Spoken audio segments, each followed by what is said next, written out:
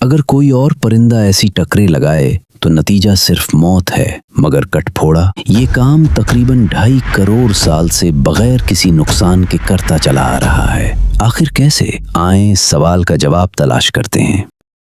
क्या आपने कभी सोचा है, एक छोटा सा वजूद दिन में हजारों बार अपनी चोंच को दरख्त के सख्त तने पर बेरहमी से मारता है, और जब ये टक्कर लगती है तो उसके सर पर उसके अपने वजन से तकरीबन 1200 गुना ज्यादा जोर पड़ता है। एक आम कटफोड़े का वजन सिर्फ 25 से 30 ग्राम होता है। जब ये दरख्त पर चोंच मारता है तो उसके सर पर तकरीबन 30 से 35 किलोग्राम का जोर एकदम लग जाता है। ये बात साल 2011 में PLOS ONE नामी साइंसी जर्नल में शाये हुई थी। इस तहकीक की क़यादत लिजन वैंग और यूबो फैन ने की थी। उन्होंने बताया कि कटफोड़ा 6 से 7 मीटर फी सेकंड की रफ्तार से टक्कर मारता है और इस पर तकरीबन 1000 G का जोर लगता है। तबीयत के उसूल कहते हैं कि उसकी खोपड़ी को अब तक बिखर जाना चाहिए था। इसका वजूद चलने फिरने के काबिल नहीं होना चाहिए। अगर कोई और परिंदा ऐसी टकरे लगाए तो नतीजा सिर्फ मौत है, मगर कटफोड़ा ये काम तकरीबन 2.5 करोड़ साल से बगैर किसी नुकसान के करता चला आ रहा है। आखिर कैसे? आए सवाल का जवाब तलाश करते हैं।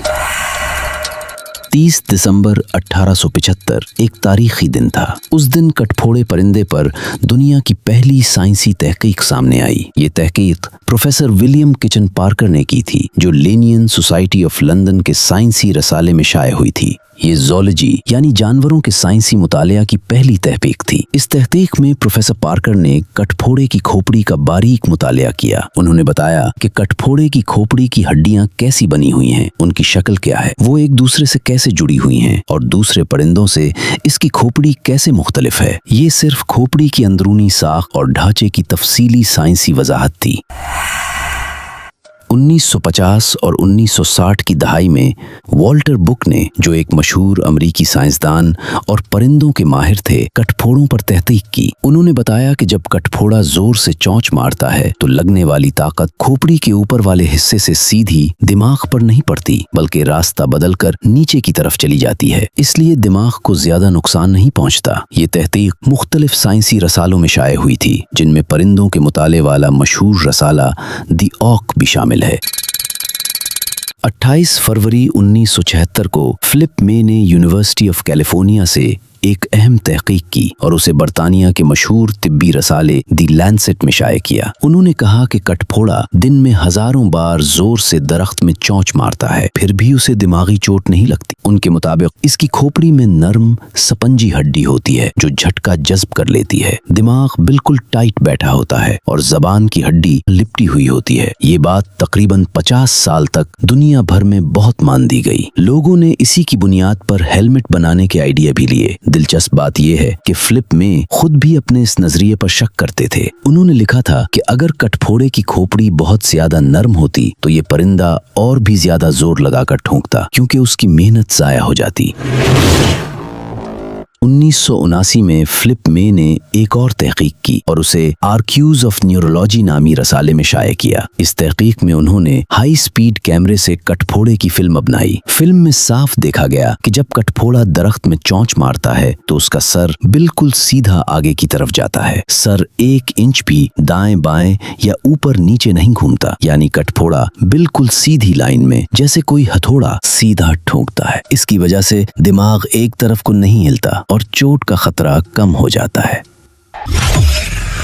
2006 में जापान की कानाजावा यूनिवर्सिटी के साइंसदान जोहाची ओडा और उनके साथियों ने एक तहकीक की। उन्होंने कंप्यूटर पर कटफोड़े का मॉडल बनाया और उसमें कटफोड़े की खोपड़ी की शक्ल और जबान की हड्डी को भी शामिल किया। जब उन्होंने इस मॉडल पर कंप्यूटर से ठोंकने की ताकत लगाई तो पता चला कि खोपड़ी की खास शक्ल और जबान की हड्डी दोनों मिलकर दिमाग पर पड़ने वाला दबाव काफी हद तक कम कर देती हैं। 2006 में ही लॉर्ना जेप्सन ने अमेरिका की मशहूर university MIT Massachusetts institute of technology से एक तहकीक की। उन्होंने बताया कि कटफोड़े का दिमाग इंसान के दिमाग के मुकाबले में बहुत छोटा होता है। इसी वजह से जब कटफोड़ा जोर जोर से ठोंकता है तो उसके दिमाग को ज्यादा नुकसान नहीं पहुंचता। उनका कहना था कि कटफोड़े की हिफाजत की एक बड़ी वजह उसका बहुत छोटा दिमाग है।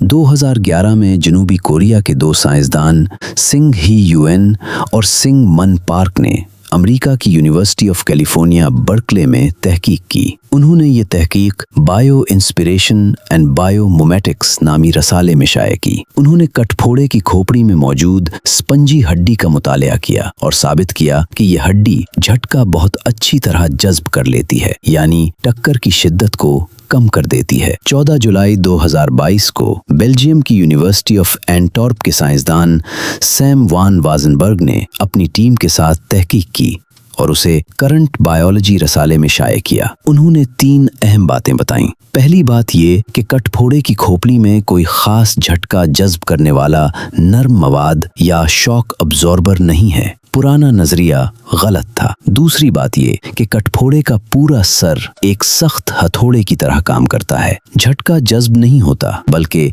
सीधा लगता है। तीसरी और सबसे अहम बात ये कि कटफोड़े का दिमाग इंसान के दिमाग से तकरीबन 700 गुना छोटा होता है। जनवरी 2024 में सैम वान वाजनबर्ग ने फिजिक्स टुडे रसाले में एक और मजमून शाये किया। सबसे नई तहकीक नवंबर 2025 में सामने आई। ब्राउन यूनिवर्सिटी के साइंसदान निकोलस एंटोनसन ने अपनी टीम के साथ ये तहकीक की और उसे जर्नल ऑफ एक्सपेरिमेंटल बायोलॉजी में शाये किया। उन्होंने हाई स्पीड वीडियो और पट्टों के बर्की सिग्नल्स का मुतालिया करके बताया कि कटफोड़ा जब ठोंकता है तो सिर्फ सर या गर्दन नहीं चलाता बल्कि पूरे जिस्म की ताकत को इस्तेमाल करता है। इसके सर, गर्दन, कोल्हे, पेट, दुम सब एक साथ काम करते हैं। उन्होंने ये भी दरियाफ्त किया कि कटफोड़ा ठोंकते वक्त अपनी सांस को भी कंट्रोल करता है। जब वो जोर से ठोंकता है तो जोर से सांस छोड़ता है, जिससे उसका जिस्म मुस्तहकम रहता है और ठोंकने की ताकत बढ़ जाती है। 2024 में फिजिक्स टुडे में शाये होने वाली तहकीक बताती है कि ये सिर्फ एक चीज नहीं बल्कि